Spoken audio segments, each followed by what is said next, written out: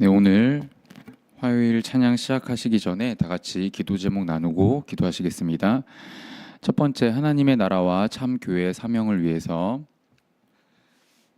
두 번째, 믿음으로 세워지는 교회와 가정이 될 수 있도록. 세 번째, 말씀의 은혜와 성령이 충만한 예배가 될 수 있도록.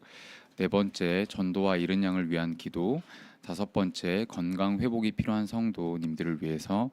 여섯 번째, 예배 공간 확보를 위한 기도하도록 하겠습니다. 안수기도 있습니다. 할렐루야. 주 예수 그리스도로 기도드립니다.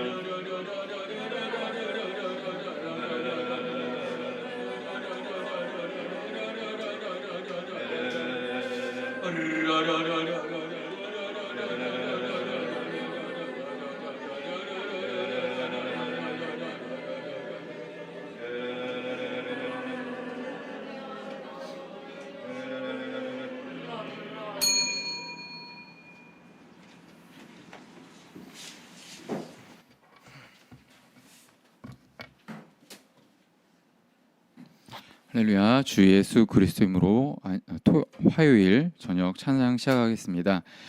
첫 찬송으로 찬송가 21장 다 찬양하여라 찬송하시겠습니다. 21장입니다.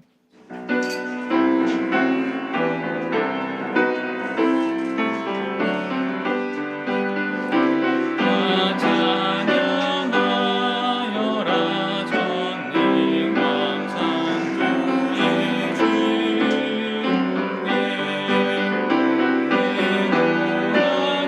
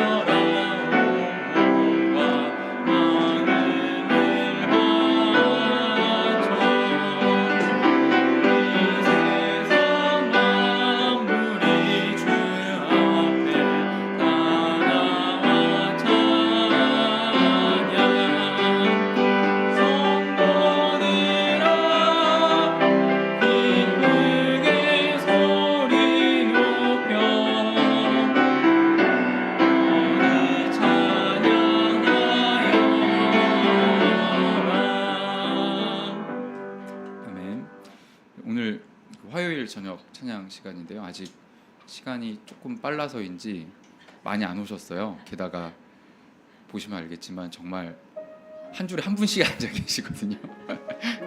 그렇기도 하고, 근데 제가 방금 첫 찬양을 부르면서 깜짝 놀랐던 거는 많이 안 계시고 다 떨어져 계시는데 다들 찬양을 너무 작게 부르시는지 제가 혼자 특송하는 그런 약간 긴장감이 드는 거예요.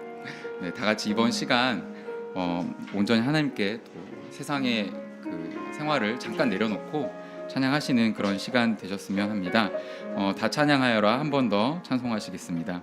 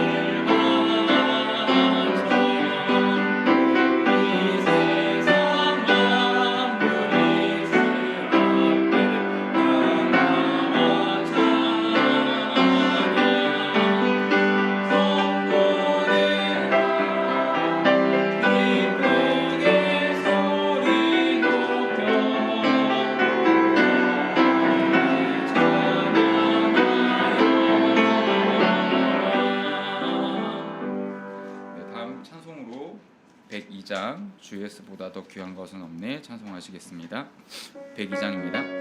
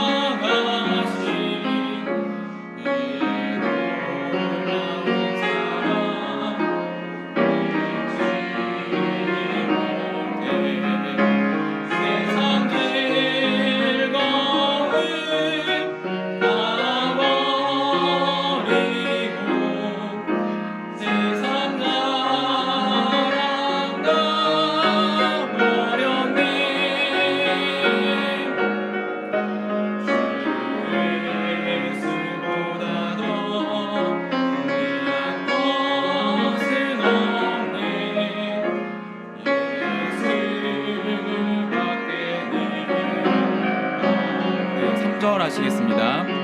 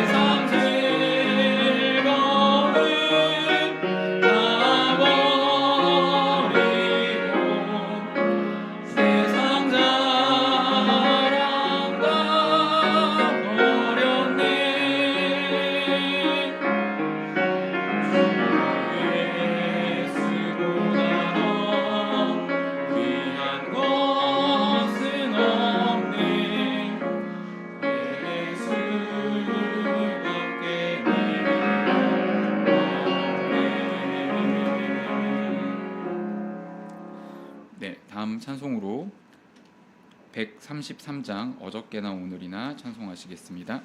133장입니다.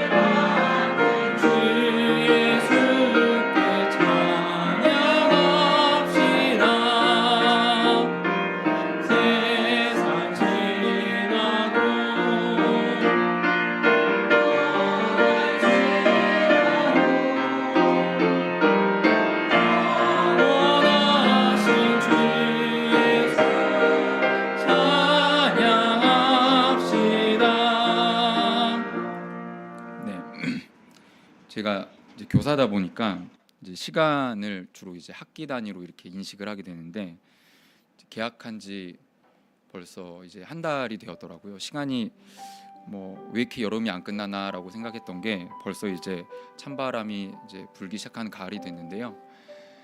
이제 그 가을 영혼 전도대회도 한 달쯤 뒤인데, 그것도 금방 다가올 것 같습니다. 또 교회에서 이번 주에는 이제 또 작년과 동일하게 명절을 맞이해서 인근 지역의 떡 돌리기 행사도 교회를 알리기 위해서 하게 되는데요. 뭐 그것도 그거지만, 또 각 성도님들 한 분 한 분께서 또 마음으로 품은 태신자를 또 작성하고 그분들을 위해서 기도하고, 그러는 또 소중한 기회인 것 같습니다. 우리가 알고 있는 이 어저께나 오늘이나 영원히 한 계시는 그 예수님을 이번 기회를 통해서 또 알릴 수 있는 그런 좋은 시간이 되기를 소망합니다. 다음 찬송으로 358장 아침 해가 돋을 때 찬송하시겠습니다.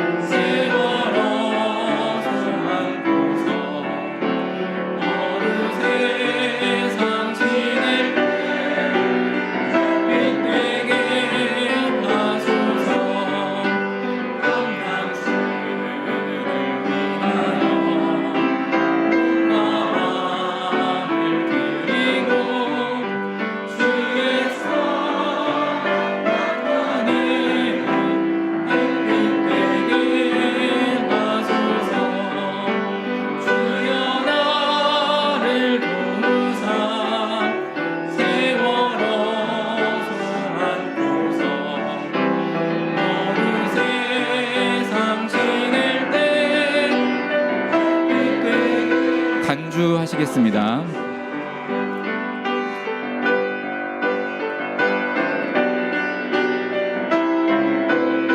사절 한 번 더 찬양하시겠습니다.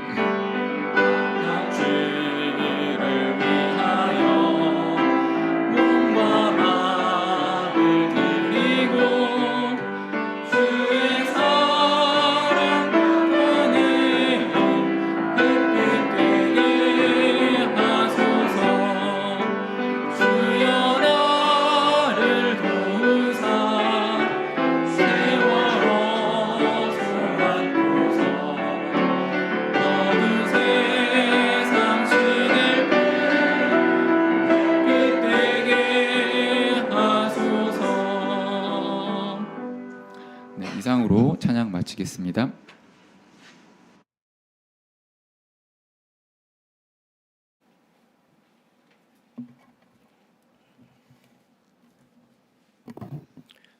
다 함께 화요일 사경 예배를 위해서 묵도하시겠습니다.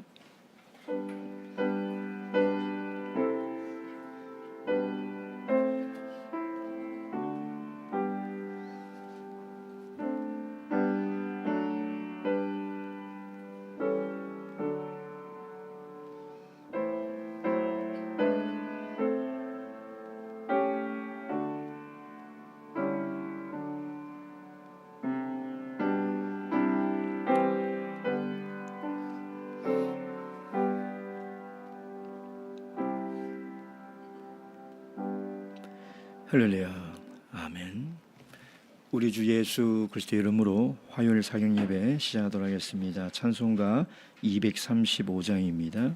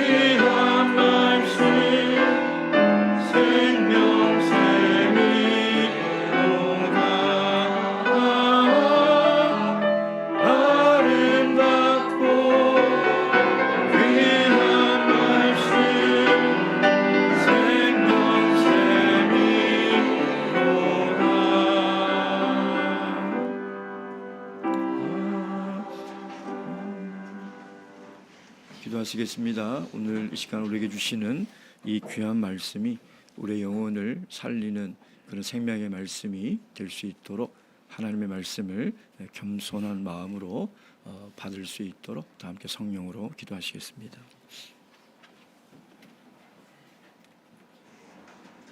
할렐루야. 우리 주 예수 그리스도의 이름으로 기도드렸나이다.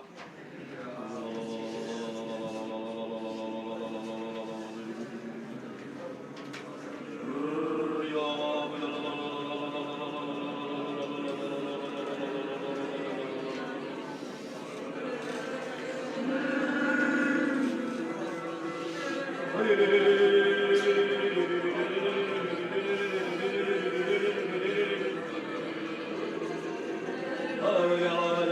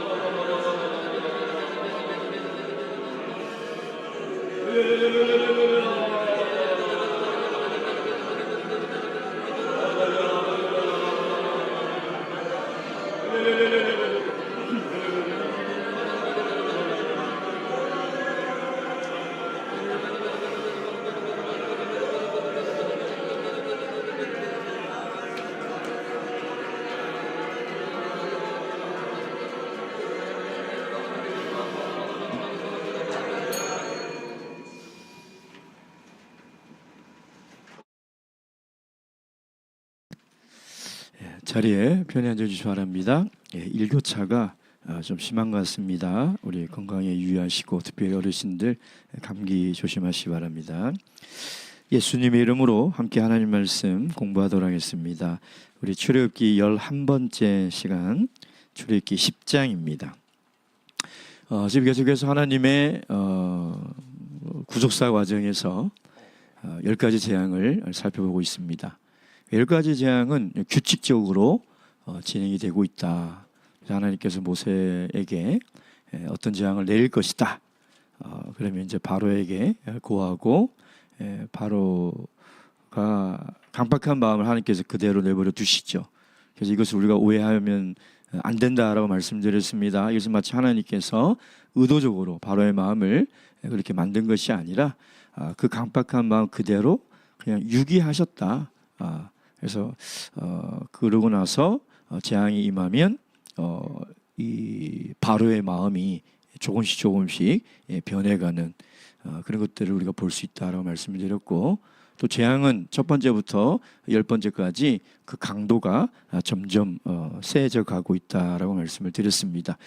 특별히 10가지 재앙은 거의 모두 애굽 사람들이 섬기고 있는 그 우상에 대한 심판이라는 것이죠. 요즘 이제 새벽 기도 때도 성경을 이제 그 구약 마지막을 이제 읽어 나가고 있는데, 정말 하나님이 제일 싫어하시고 미워하시는 게 뭘까? 우상을 섬기는 거거든. 그래서 하나님은 심지어 나는 질투의 하나님이다. 즉 하나님 외에 다른 것을 마음에 두거나 하나님보다 더 가치를 두는 것, 그것을 하나님은 제일 싫어하신다는. 그게 세상 사람이든 하나님의 백성이든, 여러분 구약 성경 보세요. 하나님의 백성이라고 우상을 섬기지 않는 것이 아니라는 것입니다. 여러분 이것을 절대 우리가 착각해서는 안 됩니다. 우리가 교회 나온다고 우리에게 우상이 없는가, 나는 우상을 섬기지 않는가, 나는 우상에 자유롭다, 절대 이렇게 착각하면 안 된다는 겁니다. 구약은 눈에 보이는 우상을 얘기하지만 지금은 더 교묘하죠. 눈에 보이지 않으니까 사람을 속이고 자기도 속이는 거예요. 그게 더 위험하고 더 무서운 시대를 살아가고 있다는 것입니다. 그래서 이 10가지 재앙을 통해서 하나님은 우상을 하나하나 심판해 가시고 있다. 최근 인도의 남부 지역의 어떤 사원에 굉장히 유명한 신이 하나 이렇게 생겼는데요. 그 신의 이름이 비자신이랍니다. 비자, 여권 내는 비자신. 미국 정부에서 워낙 비자를 까다롭게 안 내주다 보니까 이제 인도 사람들이 이민을 가거나 취업 비자를 얻어야지 거기 가서 일을 할 수 있는데 비자가 안 나오는 거예요. 그럼 비자 관련된 서류를 가지고 그 비자신 앞에 놓고 기도를 하면 비자 신청이 잘 나온다 합니다. 그래가지고 막 인도 사람들이 막 거기에 지금 막 몰리고 있답니다. 제가 이제 그 뉴스를 보면서 우상을 섬기는 사람의 심리는 절박한 상황이에요. 그렇죠. 자기 힘으로 해결할 수 없는 그런 절박한 상황이 마음이 거기에 있다는 거예요. 그리고 뭔가 기댈 수 있는 신에게 운에 맡기는 거죠. 그 빈다고 다 비자가 나오는 건 아니에요. 몇몇 사람이 비자 신청이 통과된 거예요. 근데 그걸 몇몇 사람이 됐는데 마치 모든 사람이 되는 것 같은 그런 착각을 가지고 있는 거죠. 그래서 우상은 인간의 욕망이 투영된 허상이며 헛된 신이라는 거예요. 여러분, 우상을 열심히 섬기는 목적이 뭐예요? 자기가 갖고 싶은 거 갖고 싶어서 열심히 섬기는 거예요. 우상에게 그렇게 많은 돈을 갖다 바치는 이유가 뭐예요? 자기가 이루고 싶은 것을 이루려고 그렇게 돈을 많이 갖다 바치는 거예요. 다른 거 없어요. 그래서 우리가 하나님을 향해서 만약에 내 욕심이 투영된다면 그 순간 하나님은 우상이 되는 거예요. 왜 신앙생활 열심히 합니까? 왜 이렇게 헌신합니까?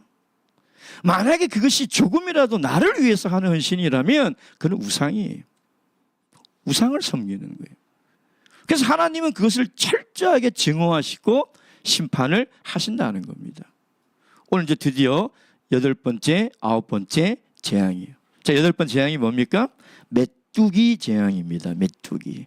메뚜기 재앙이라니까 우리 어르신들은 메뚜기 그러면 어린 시절, 저는 이제 곤충 채집이랑 걸 했었거든요.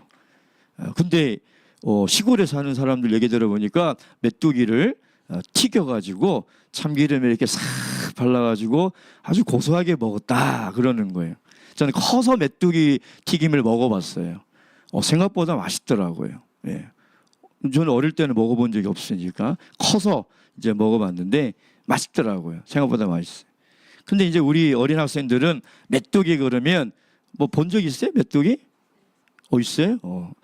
잘 보기 힘든 곤충이거나 아마 유재석 아저씨를 생각할 거예요. 그렇죠?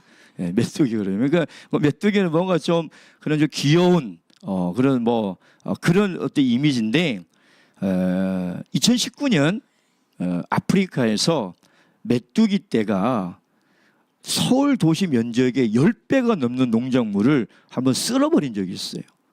그리고 중국 이쪽 서쪽 산 쪽에도 마찬가지고.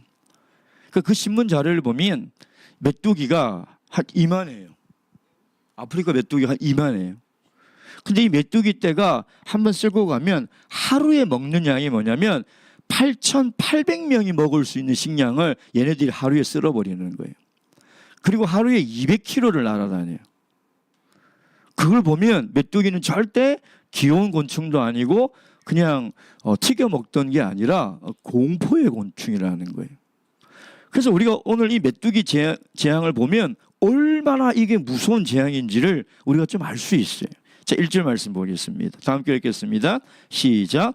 여호와께서 모세에게 이르시되 바로에게로 들어가라. 내가 그의 마음과 그 신하들의 마음을 완강케 함은 나의 표징을 그들 중에 보이기 위함이다. 그러니까 하나님께서 이 재앙을 내리시는 것은 그들에게 뭘 보이려고요? 표징을 그들에게 보이기 위함이라는 거예요. 그 표징이 뭘까요? 하나님의 심판이라는 거예요. 지금은 전 세계에 자연 재앙이 일어나면 다 어떻게 합니까? 과학적으로 증명합니다. 이게 원인이 뭐지? 기후 변화구나. 이게 원인이 뭐지? 이게 원인이구나. 라고 해서 그 원인을 과학적 근거로 찾는다는 거예요. 근데 애굽에 내린 10가지 재앙은 그런 재앙이 아니라는 거예요. 이건 하나님의 심판이라는 거예요. 하나님의 심판.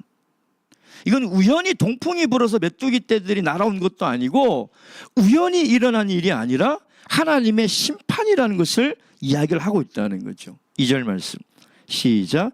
너로 내가 애굽에서 행한 일들 곧 내가 그 가운데서 행한 표징을 내 아들과 내 자손의 귀에 전하게 하려 함이라. 너희가 나를 여호와인 줄 알리라. 제가 10가지 재앙을 얘기하면서 그런 얘기했죠. 하나님께서 10가지 재앙을 이렇게 단계적으로 하신 이유는 하나님을 알리기 위해서. 누구에게? 첫째, 이스라엘 백성과 모세에게, 그리고 바로와 애굽 사람들에게, 그리고 최종적으로는 온 세상 사람들에게 알리기 위함이다. 그래서 나는 스스로 있는 자이다라는 이 하나님을 알고 모르고는 뭐가 달려있다고요? 살고 죽고가 달려있다는 거예요. 알아도 그만, 몰라도 그만. 몰라도 사는데 좀 불편한 것이 아니라 하나님을 모른다는 것은 죽는다는 것을 의미한다는 것이죠. 그래서 하나님께서 이 10가지 재앙을 뭐라고 얘기하고 있어요? 내 아들과 내 자손의 귀에 전하게 하려 함이라. 여기 보면 계속 전해라는 말이에요. 그러면 계속 전하라는 말은 어디까지요? 오늘 우리까지. 혹시 자녀들에게 10가지 재앙을 전한 부모님들 계십니까? 여기 전하다는 말은 단순히 이 사건과 이야기, 정보를 이야기하라는 게 아니에요. 이 10가지 재앙으로 자녀들에게 가르치라는 거예요. 누구를요? 하나님을 가르치라는 거예요. 이건 부모에게 주신 하나님의 명령이에요. 가르쳐야 돼요. 10가지 재앙을 통해서 하나님을 자녀에게 가르치라고 말씀하셨어요. 신명기 32장 16절.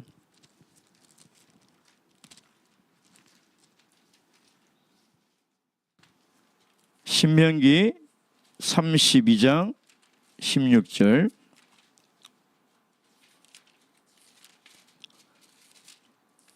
(32장) 16절 17절 다 함께 읽겠습니다. 시작. 그들이 다른 신으로 그의 질투를 일으키며 가증한 것으로 그의 진노를 격발하였도다. 그들은 하나님께 제사하지 아니하고 마귀에게 하였으니 곧 그들의 알지 못하던 신, 근래에 일어난 새 신, 너희 열조에 두려워하지 않던 것들이로다. 23절 24절 시작. 내가 재앙을 그들의 위에 쌓으며 나의 살을 다하며 그들을 쏘리로다. 그들이 주림으로 파리에게 붓 같은 더위와 독한 파멸에게 삼킬 것이라. 내가 들짐승의 이와 티끌에 기는 것의 독을 그들에게 보내리로다. 신명기는 이 세대들에게 모세가 다시 한번 하나님의 명령을 가르치는. 근데 출애굽기 하나님께서 명령한 그대로를 모세는 지금 가르치고 있는 거예요. 하나님의 애굽에 내린 그 재앙, 그것들을 지금 가르치고 있는 거예요. 여호수아 24장. 여호수아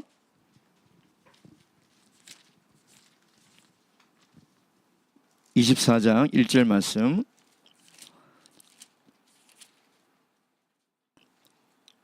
여호수아 24장 1절 함께 읽겠습니다. 시작.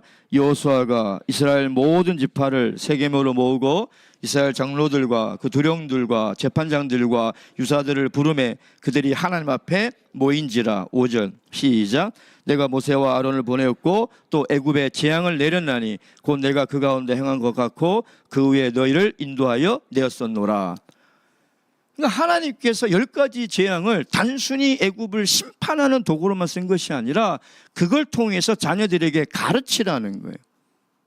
하나님이 어떤 존재인지, 하나님이 어떤 분인지를 반드시 가르치라는 거예요. 그래서 오늘 우리는 10가지 재앙을 지금 배우고 있는 거예요. 하나님의 명령에 따라서. 자, 3절 시작. 출애굽기 10장 3절 시작. 모세와 아론이 바로에게 들어가서 그에게 이르시되 히브리 사람의 하나님 여호와께서 말씀하시기를 내가 어느 때까지 내 앞에 겸비치 아니하겠느냐. 내 백성을 보내라. 그들이 나를 섬길 것이니라. 3절이 참 번역하기 이게 온문도 번역하기 굉장히 좀 어려운 이제 그런 그 표현으로 되어 있는데요. 이걸 뭐 설명하자면 너무나 길고 그냥 간단하게 번역을 하면 이런 뜻입니다. 하나님께서 너는 언제까지 내 앞에서 굽히지 않고 버틸 셈이냐. 하나님께서 바로에게 언제까지 그렇게 완악하게 버틸 셈이냐라고 이야기를 하면서 자 이제 이 메뚜기의 재앙이 얼마나 심한지를 그 피해를 설명하고 있어요. 5절 6절 시작. 메뚜기가 지면을 덮어서 사람이 땅을 볼 수 없을 것이라.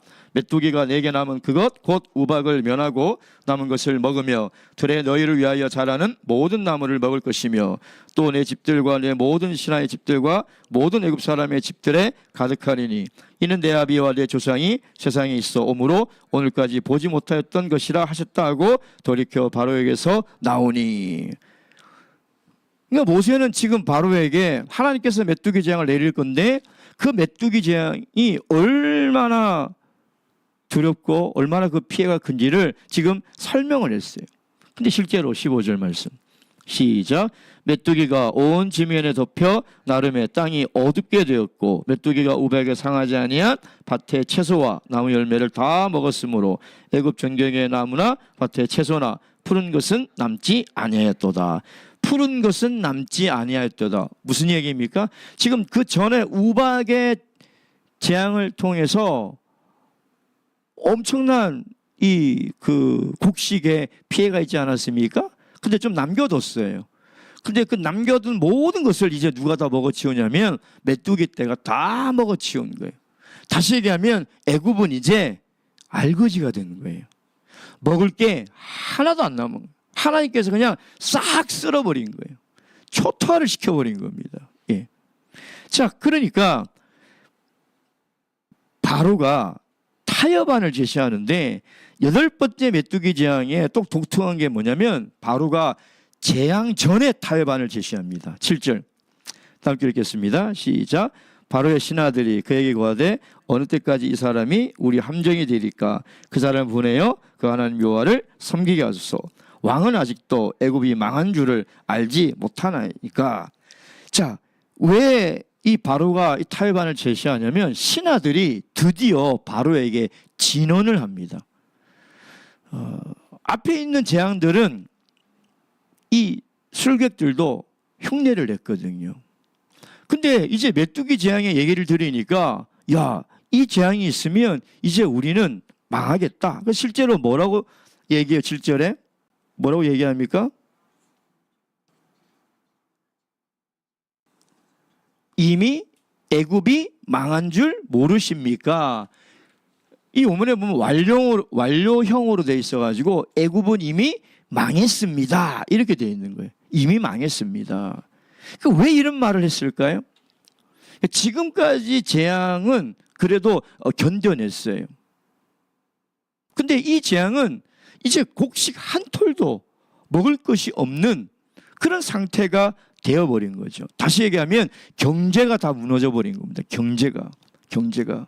여러분 지금 전 세계에 폭동이 일어나고 지금 아르헨티나, 뭐 네팔, 필리핀, 프랑스, 전 세계가 난리죠. 그 이유가 뭡니까? 경제 문제죠. 경제 문제. 그러니까 지금 애굽에 있는 이 신하들뿐만 아니라 애굽에 있는 모든 백성들은 경제가 무너질 거라는 그 두려움이 너무나 컸던 거예요. 그래서 그들은 애굽에서 농작물을 지키는 신이 있어요.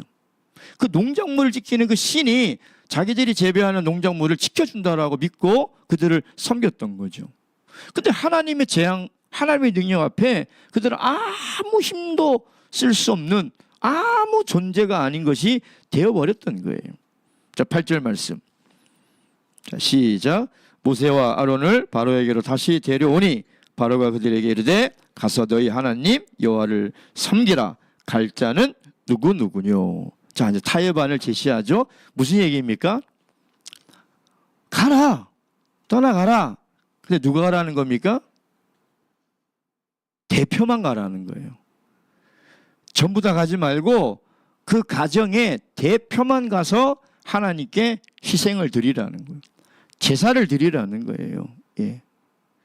지금 계속 보면 바로는 하나님의 백성에게 바로에게 계속 타협안을 제시를 하지 않습니까? 그러죠? 타협안을 계속 제시하고 있잖아요. 근데 이 강도가 높아질수록 조금씩 제시하는 타협안들이 조금씩 보내긴 보내는데 항상 조건이 달려요. 조건이 달려요. 10절 다음 게 읽겠습니다. 시작. 바로가 그들에게 이르되 내가 너희와 너희 어린 것들을 보내면 여호와를 너희와 함께하게 함과 일반이라 삼갈지어다 너희 경영이 악하니라. 무슨 얘기입니까? 이 굉장히 부정적인 뉘앙스거든요. 그러니까 비꼬는 말투예요. 다시 얘기하면 너희 어른들은 가라. 그런데 너희 자녀들은 절대 보낼 수가 없다. 너희 마음이 악하다라는 것이죠. 그러니까 처음에 누구누구를 보낼 거냐? 그 말은 뭐냐면 그 가정의 대표만 가서 희생제사를 드리라는 거죠.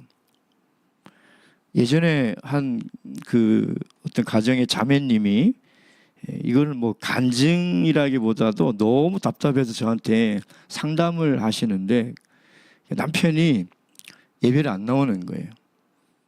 이제 너무 오랫동안 방학을 하는 거죠. 세례 성령을 받았는데 너무 오랫동안 교회를 안 나와. 근데 안 나오는데도 늘 자기는 그런데요. 자기는 천국 갈 자신이 있다. 교회는 안 나와요. 그래서 저도 너무 희한해서 교회를 안 나오면 어떻게 천국을 갑니까? 그래서 아니 도대체 무슨 근거로 그런 말씀을 하세요? 그랬더니 그러더래요 남편이. 교회 간 날만 되면 부인에게 그런대요. 여보 대표로 갔다 와.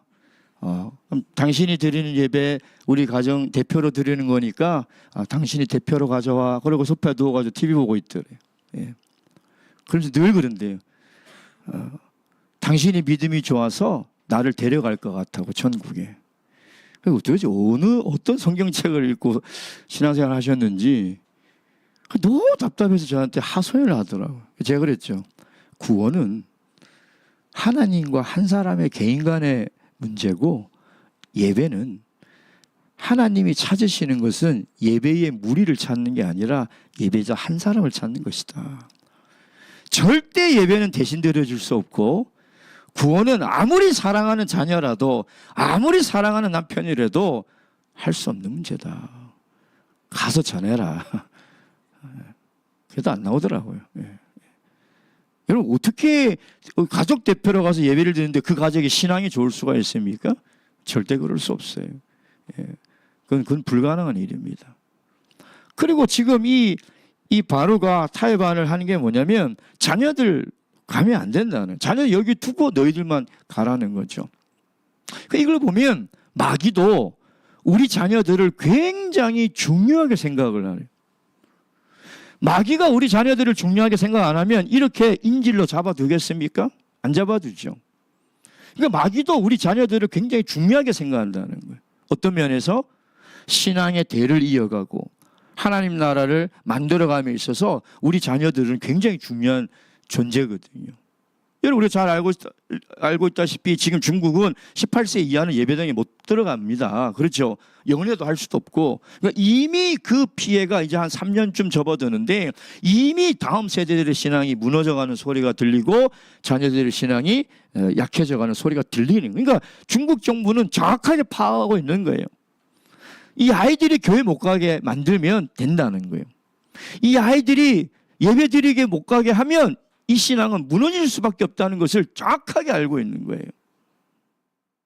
그러니 우리가 자녀들을 이 마귀의 손에서 지키려면 어떻게 해야 됩니까? 마귀들은 우리 자녀들에게 세상적 가치, 세상적 문화, 세상적 즐거움을 계속 주입시켜요. 다 뺏겨요. 학원에 뺏기고 세상 즐거움에 뺏기고 다 뺏기는 거예요. 뺏기는 거예요, 정말. 나중에 뺏기고 나서 아무리 울고불고 해도 찾는 것은 정말 어려운 일이에요. 한번 뺏겨버리면 다시 찾아오는 것은 너무 힘든 일이에요. 그러니까 뺏기지 말아야 돼요. 마귀가 우리 다음 세대를 중요하게 생각하는 만큼 우린 더 중요하게 생각해요. 그러니까 정말 열심히 가르쳐야 돼요. 하나님 나라의 가치. 하나님 나라의 가치를 우리 자녀 세대들이 삶의 가장 우선순위에 두고 살아갈 수 있도록 가르쳐야 된다는 거예요. 그걸 가르치지 않으면 빼앗길 수밖에 없어요. 다 세상에 흘러갈 수밖에 없는 거죠. 예. 자, 그리고 이제 이 메뚜기 재앙이 다 임합니다. 아까 읽었던 우리 15절 말씀처럼 우리 17절 말씀 읽겠습니다. 그 이후에 이제 바로의 반응을 보도록 하겠습니다. 시작. 청컨대 나의 죄를 이번만 용서하고 너희 하나님 여호와께 구하여 이 죽음만을 내게서 떠나게 하라. 20절 시작. 그러나 여호와께서 바로의 마음을 강팍하게 하셨으므로 이스라엘 자손을 보내지 아니하였더라. 저번 시간에도 잘못을 뉘우치지만 회개는 안 하죠. 그러죠. 회개는 안 하지 않습니까? 그러죠.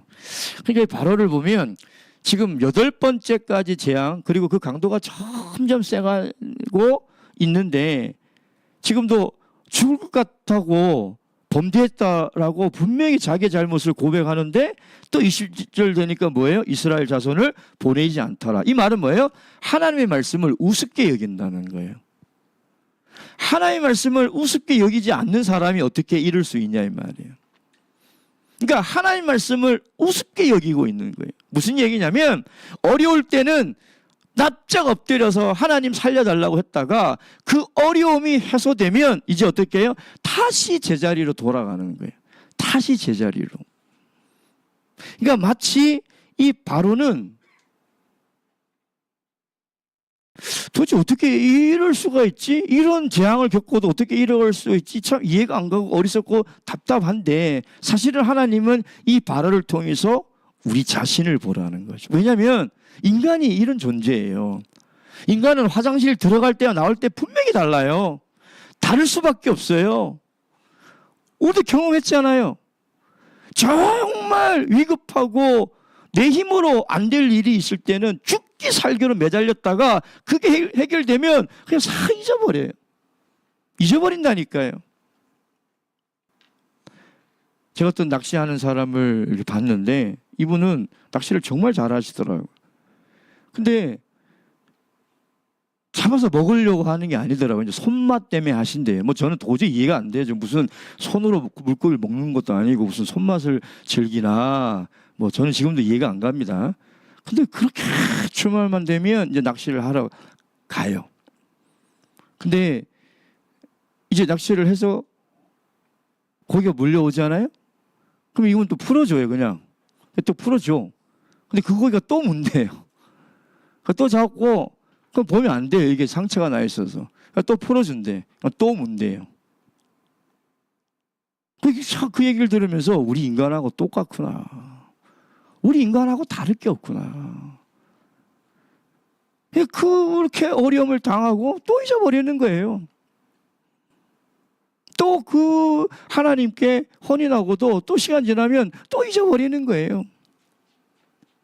그게 다를 게 뭐가 있냐 이 말이에요. 그래서 하나님은 이 바로를 통해서 우리 스스로의 모습을 돌아보기를 원한다는 겁니다. 어려움이 있으면 하나님께 엎드렸다가 하나님 그걸 도와주시면 다시 죄의 자리로 또 돌아가서 또 죄 짓고 또 죄 짓다가 하나님께 혼나면 또 하나님께 나와 엎드리고 또 살만하면 또 죄의 자리로 돌아가고. 그러니 우리 스스로 우리의 모습을 봐도 답답할 수밖에 없는 거죠. 예. 그래서 바로는 8번째 재앙까지 여전히 이스라엘 자손을 보내지 않았다는 거예요. 자, 그리고 이제 9번째 재앙. 9번째 재앙은 무슨 재앙입니까? 흑암 재앙이죠. 흑암 재앙. 예. 그러니까 애굽 전역이 초토화되고 먹을 게 하나도 없는데도 바로는 여전히 완악한 거예요. 그러니까 교만하는 거죠. 여러분 사람이 하나님 앞에 교만하면 이래요. 두려울 게 없어요. 이런 일 정도 당하면 하나님 앞에 겸손해져야 될 것 같죠. 사람은 안 그래요. 예. 여전히 교만한 거예요. 여전히 교만한 거예요. 그래서 하나님이 그 완강하게 버티는 바로에게 마지막 9번째 흑암의 재앙을 내립니다. 이 흑암이라는 건 그냥 단순히 어두워진 게 아니라 하나님이 태양의 빛과 달을 다 그냥 사라지게 해버리신 거예요. 3일 동안. 그래서 사람과 사람의 얼굴도 구별하지 못할 정도로 그렇게 깜깜하게 만들어버린 것이죠. 근데 놀라운 것은 애굽 전역이 흑암에 다 뒤덮여 버렸는데 이스라엘 백성들이 살고 있는 고센 땅은 빛이 있었던 거예요. 우리가 몇 가지 재앙 중에서 우박이 고센 땅에는 내리지 않거나 그래서 구별하는 그런 재앙들이 있잖아요. 근데 이 9번째 흑암의 재앙은 그 하나님의 백성들을 구별하는 재앙 가운데 가장 하이라이트예요. 가장 하이라이트. 예.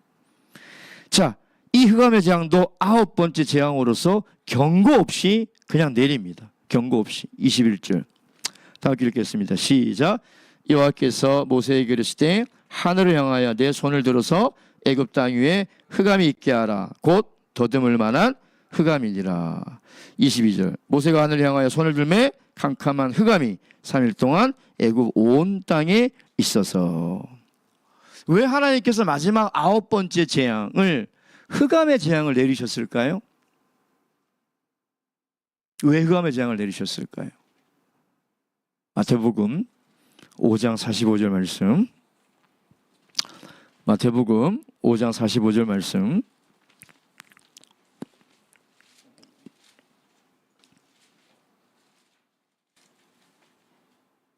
자, 45절 말씀 다 함께 읽겠습니다. 시작. 이같이 한즉 하늘에 계신 너희 아버지의 아들이 되리니 이는 하나님이 그 해를 악인과 선인에게 비치게 하시며 비를 의로운 자와 불의한 자에게 내리우심이니라. 아멘. 성경을 보면 하나님의 은혜는 두 종류가 있죠. 특별 은혜와 일반 은혜. 그래서 일반 은혜라는 것은 뭐냐면 악인이든 선하든 어떻든 간에 그냥 하나님께서 모든 사람에게 주시는 은혜라는 거예요. 은혜라는 거예요. 그 은혜 중에 하나가 뭡니까? 빛을 받을 수 있는 거죠. 비를 내려주시는 거죠. 여러분, 하나님께서 천지창조를 하실 때 제일 첫 번째 만드신 게 뭐예요? 빛이죠. 빛. 그래서 빛은 모든 생명의 원천이에요. 동물이든 식물이든 빛이 없으면 살 수 있어요? 없어요? 못 살죠. 그래서 빛은 에너지를 공급받는 생명이에요. 생명. 그러니까 빛을 잃어버렸다는 것은 희망을 잃어버린 게 아니라 목숨을 잃어버린 거예요. 생명을 잃어버린. 그래서 빛 자체가 생명인 거죠. 그러니까 그 생명을 가져가 버리신 거죠. 근데 애굽에 수많은 우상들이 있는데 그 중에 가장 높은 우상이 뭐냐면 태양신이 라라고 하는 태양신. 태양신. 그래서 바로는 태양신의 아들이라고 생각하는 거죠. 그래서 애굽에 사는 모든 애굽 사람들, 바로를 포함해서 모든 사람들은 아침에 일어나면 반드시 태양신에게 제사를 드려야 돼요. 태양신에게. 근데 그 아침에 태양신에게 제사를 드리려고 딱 했는데 태양이 사라져 버리는 거예요. 태양이 보이질 않는 거예요. 인류 역사 이래로 태양이 안 뜬 적이 있습니까? 인류 역사 이래로 태양이 안 보인 적이 있나요? 그러니까 여러분 한번 생각해 보세요. 태양이 사라져 버리고 흑암이 덮어버린 애굽 전역에 애굽 사람들이 느낄 공포감이 얼마나 클까요? 여러분 내일 아침에 우리가 7시에 요즘 7시에 뜨나요? 6시 한 10분이면 뜨죠. 7시가 됐는데도 캄캄하고 8시가 됐는데도 해가 안 뜨고 캄캄하고 12시가 됐는데도 캄캄하면 어떨까요? 무서울 것 같아요. 근데 그게 3일 동안 계속됐다는 거예요. 그러니까 첫째, 자기들이 생각하는 가장 강력한 태양신이 사라져버렸다는 두려움. 그리고 그 어둠, 태양이 사라지고 그 어둠 속에서 3일 동안 있는 그 공포, 그게 얼마나 크냐 이 말이에요. 얼마나 크냐 이 말이에요. 예. 뭐 전 세계 사람들이 태양을 보고 뭐 소원을 빌고 그런 이런 그 미신적인 행위가 있는 것 같아요. 우리나라도 마찬가지, 뭐 중국 사람들도 마찬가지인데, 근데 좀 놀라운 것은 그리스도인들이 그 일출 보러 가서 거기서 이렇게 기도하는 거 보면 좀 이해가 안 가죠. 그렇죠. 그렇죠. 물론 정말 그 동해에 떠오르는 태양을 보면 장관이 경이롭기까지도 하고 아름답죠. 근데 그것 또한 하나님이 우리를 위하여 만드신 피조물이라는 거예요. 우리를 위하여 주신 선물이라는 거예요. 근데 우리는 우리를 위해서 주신 하나님의 선물을 신처럼 섬기고 있잖아요. 우리에게 주신 하나님의 축복이 우리의 경배의 대상이 되어버렸다는 거예요. 이거 얼마나 어리석냐 이 말이에요. 여러분 지금도 마찬가지예요. 하나님이 우리에게 선물로 주신 것이 많죠. 건강, 물질, 자녀, 이게 다 하나님께서 우리에게 선물로 주신 거예요. 근데 그 선물을 섬기고 있어요. 그 선물을 경배하고 있다. 이거 얼마나 어리석어요. 이들이 태양을 향해서 제사를 드리고 태양이 떠오르는 것을 보고 한 해의 소원을 비는 사람들이나 하나님이 우리에게 주신 선물을 우리가 하나님보다 더 아끼고 섬기는 거나 다를 게 없다는 거예요. 자, 그러자 또 바로가 또 타협안을 제시합니다. 23절. 일단 23절 읽겠습니다. 시작. 그동안은 사람이 사람을 서로 볼 수 없으며 자기 처소에서 일어난 자가 없으되 이스라엘 자손에 거하는 곳에는 광명이 있었더라. 24절 시작. 바로가 모세를 불러서 이르되 너희는 가서 여호와를 섬기되 너희 양과 소는 머물러 두고 너희 어린 것은 너희와 함께 갈지니라. 지금 하나님께서 또 이스라엘 백성들을 구별한 하나님의 백성이라는 것을 이 재앙을 통해서 확실히 보여주고 있죠. 자, 지금 애굽 전역이 어둠에 덮여 있어요. 근데 고센 땅만 빛이 비치고 있다. 이 빛은 세 종류의 빛이 있죠. 물리적인 빛, 즉 태양빛이나 이런 형광등 빛, 이런 우리가 눈으로 볼 수 있는 가시광선, 이 빛이죠. 그렇죠? 근데 정신적인 빛도 있어요. 정신적인 빛. 그러니까 정신적인 빛이 어두운 사람들은 늘 불안하고 염려에 빠지고 근심에 빠지는 것이죠. 그러니까 이 정신의 빛이 밝은 사람은 건강해요. 정신이 건강하고 마음이 건강한 거예요. 근데 이 정신을 밝히는 이 빛이 어두운 사람은 늘 불안, 늘 불만, 늘 불평인 거예요. 그러니까 늘 불평, 불만하고 부정적인 말을 하는 사람은 이게 어두운 거예요. 정신세계가 어두워서 그러는 거예요. 정신세계가. 근데 세 번째 빛은 뭐냐면 영적인 빛이에요. 여러분 지금 고센 땅에 비친 빛을 어떻게 설명을 할 수 있을까요? 전역이 다 태양이 사라져 버렸다니까요. 빛이 없다니까요. 그럼 여기에 빛이 내린 건 도대체 무슨 빛이냐 이건 물리적인 빛이 아니에요. 초자연적인 영적인 빛이라는 거예요. 그러니까 지금도 하나님은 하나님의 백성들에게 이 빛을 비춰주십니다. 어떤 빛일까요? 시편 119편 105절 말씀. 시편 119편 105절 말씀.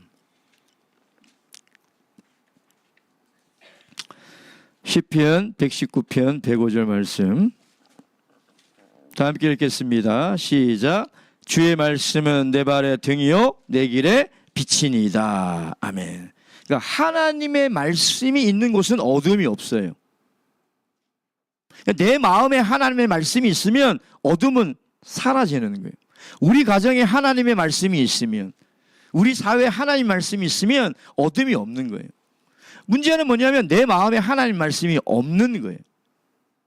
그러니까 정말 이 시대의 가장 큰 재앙이 뭘까? 무슨 재앙 같아요? 하나님의 말씀이 없는 거예요. 사람들의 마음속에. 그리고 말씀을 들어도 깨닫지 못하는 거예요. 여러분 지금 보세요. 가장 큰 재앙이 뭐예요? 하나님의 말씀을, 경고의 말씀을 듣고도 여전히 깨닫지 못해. 이게 가장 큰 재앙이에요. 이보다 무서운 재앙이 어디 있습니까? 이보다 심각한 재앙이 어딨냐 이 말이에요. 하나님의 말씀이 없고 하나님의 말씀을 들어도 깨닫지 못하는 거, 이게 가장 큰 재앙인 거죠. 그런데 24절에 이 바로가 어떤 이제 타협안을 제시합니까? 뭘 두고 가래요? 재산을 두고 가라는 거예요. 재산을 두고 가라는 거예요. 아이들 좋다? 데리고 가라? 재산 두고 가라는 거예요. 그러니까 여전히 마귀는 지금도 끝까지 붙들고 우리를 유혹하는 게 뭐냐면 물질이에요. 무슨 얘기냐면 가서 예배 드려라. 그러나 재물은 둬라. 이게 무슨 말이냐면 그래 예배 드리러 가. 근데 물질도 섬겨라는 거예요. 하나님도 예배하고 물질도 섬기며 살아가라는 거예요. 자, 모세의 대답이 뭡니까? 25절 26절 시작. 모세가 가로되 왕이라도 우리 하나님 여호와께 드릴 희생과 번제물을 우리에게 주어야 하겠고 우리의 생축도 우리와 함께 가고 한 마리도 남길 수 없으니 이는 우리가 그 중에서 취하여 우리 하나님 여호와를 섬길 것이며 또 우리가 거기 이르기까지는 어떤 곳으로 여호와를 섬기는지 알지 못함이다 하나. 그러니까 모세의 이 대답을 하는 이 근본 마음은 뭐냐면 모든 것이 하나님의 것이라는 거예요. 그러니까 한 마리도 여기에 두고 가지 못한다는 건 뭐냐면 모두가 하나님의 것이라는 거예요. 그 하나님이 어떤 것을 달라고 할지 모른다는 거예요. 양을 달라고 할지 소를 달라고 할지 염소를 달라고 할지 모른다는 거예요. 그러니까 다 가지고 가야 된다는 거죠. 다 가지고 가야 된다는 거예요. 예. 여러분 우리가 하나님께 11조를 하고 나머지는 내 것이라는 착각을 하죠. 잘못된 신앙이에요. 잘못된 믿음이에요. 우리가 하나님께 예배드리는 시간 예배드리고 나머지 시간은 내 시간이라고 생각하거든요. 그러니까 11조를 하고 나머지 돈을 내 마음대로 쓰기 위한 어떤 약간의 위로 좀 덜 죄책감을 느끼는 거죠. 그러니까 약간 보험성이에요. 나는 11조 열심히 하고 했으니까 이건 내 삶을 누리고 즐기는데 나는 써도 돼. 이렇게 생각하는 거죠. 다 하나님이 주신 거잖아요. 시간도 마찬가지잖아요. 나는 예배 안 빠져. 예배 드려. 그럼 내 나머지 시간을 그냥 내가 살고 싶은 대로 살아가는 거예요. 안전장치가 있다는 거죠. 왜? 난 예배 안 빠지니까. 정말 그럴까요? 잘못된 신앙이에요. 이 잘못된 믿음이라는 거예요. 모든 것은 하나님의 것이고 모든 시간도 하나님의 것이에요. 하나님이 어떤 시간을 우리에게 요구할지 우리가 어떻게 합니까? 근데 모든 것이 하나님의 것이고 모든 시간이 하나님의 것이라는 그런 믿음이 없으면 하나님이 시간으로 섬기고 물질로 섬기라고 할 때 기쁜 마음이 있을까요? 아니 하나님 저 11조 다 했는데 뭘 또 그렇게 달라고 하십니까? 아유 저 예배 드렸는데 뭘 또 그렇게 시간을 내가지고 헌신하라고 하십니까? 사역이 고역이 되는 거죠. 그렇죠? 자원하는 마음이 없고 기쁜 마음이 없는 거죠. 하나님께서 안 받으시죠. 그런 걸 하나님께서 받으시겠습니까? 안 받으시죠. 예.